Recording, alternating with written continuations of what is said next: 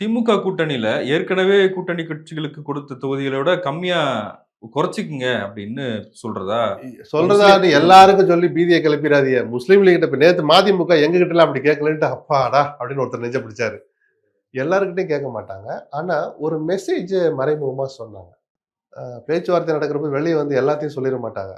அதுவும் துரைமுருகன் பண்ற நக்கலை எல்லாம் வெளியில எவனுமே சொல்ல முடியாது. நேத்து இது வெளியே சொன்னதுலயே ஒரு ஸ்ட்ராட்டஜி இருக்குன்னு தான் நான் பாக்குறேன். எல்லாருக்குமான ஒரு காங்கிரஸ் மெசேஜ். காங்கிரஸுக்கு தான் அந்த மெசேஜ். அதிகமா கேட்டுறாதீங்க.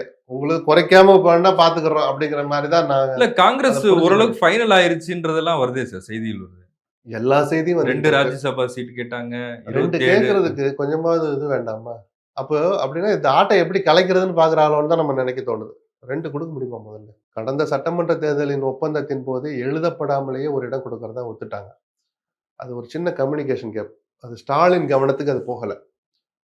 பிரசாந்த் கிஷோர் தான் அந்த கூட்டணிய நம்பர்ஸ் எல்லாம் முடிவு பண்ணது. அவரு ஒரு லெவல் வரைக்கும் அத ரீச் பண்ணார். ஸ்டாலின் கவனத்துக்கு அது போகலைன்ற அந்த கம்யூனிகேஷன் கேப்னால அந்த ஒரு இடம் குடுக்கல. ஆனா நடுவுல சிதம்பரத்துக்கு குடுத்தாங்க. அது எம்.எல்.ஏக்கள் எண்ணிக்கையில தான். இவங்களும் 18 எம்.எல்.ஏக்கள் வச்சிருக்காங்கல்ல. 2 தடவ தேர்தல் நடந்தா 34, 36 வந்துருதா? ஒரு எம்பிக்கான தகுதி வந்துருதுல. அதுக்கு தான் சிதம்பரம் கணக்கு அதுல போயிடுச்சு. ஒப்பந்தப்படி குடுக்க வேண்டிய ஒண்ண குடுக்கல. சோ இந்த முறை அத குடுங்கன்னு கேட்கறது இப்ப நியாயம். கமலஹாசன் அவருக்கு குடுத்தது சார். அவர் ம். நாடாளுமன்றத்துல அவருக்கு சீட்டே குடுக்கலைல்ல. ஆ. ஏதாவது ஒரு அடையாளப்படுத்தணும்ல அவர. இப்ப எல்லாருக்கும் குடுக்குற மாரி 6 எனக்கு குடுங்கன்னு கேட்பாரா அவரு? அவரு 50 சீட் கூட லிஸ்ட்ட குடுப்பாரு. 2 குடுத்தா கடவுள் புண்ணியம் அது. இப்ப சரி. தேமுதிக சார், அவங்க ஒரு ராஜ்யசபா சீட் ரெடி அவங்களுக்கு. ஆமா அவங்க அந்த கண்டிஷன் அங்கேயே தர தயாரா இருந்து ஒரு ஏமாந்த நபர் இல்லையா அவர். அதனால தானே இவ்வளவு லேட் ஆச்சு. அத உறுதிப்படுத்திட்டு தான் வந்திருப்பார்.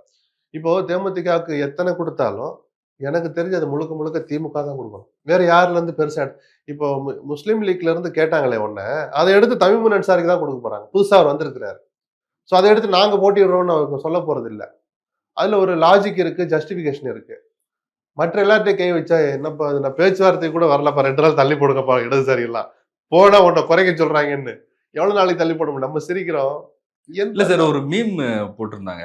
இந்த பஸ்ஸுல ராஜ்கிரண் படத்துல பஸ்ஸுல கூட்டமா போவாங்கல்ல. அ, அப்போ இடையில ஒருத்தர் கைய போடுவாரு. ம். மூச்சு முட்டுதுப்பா பஸ்ஸ நிறுத்தாம போப்பான்னு. அவ்வளவு அந்த நெருக்கடி மாரி இருக்கு நெருக்கடி திமுகல. இருக்கு. அதான் பட் அது சொன்னேன். கடந்த 3 பொது தேர்தல்கள்ல ஸ்டாலின் அத நல்லா சமாளிச்சாரு. காங்கிரஸ் வேணுகோபால் போய் நைட்டு சந்திச்சாரு முந்தா நாள் நைட்டு. அவர்கிட்ட அவர் சொன்னதா நான் கேள்விப்பட்டது. தேமுதிக வந்திருக்கு. இன்னும் சில பேர்லாம் வராங்க. தமிழ் அன்சாரிலாம் சொல்லி ஏன்னா ஒரு சீட் குடுத்தாலும் இந்த கூட்டணியில இருந்து தானே குடுக்குறாங்க. 234ல இருந்து தானே.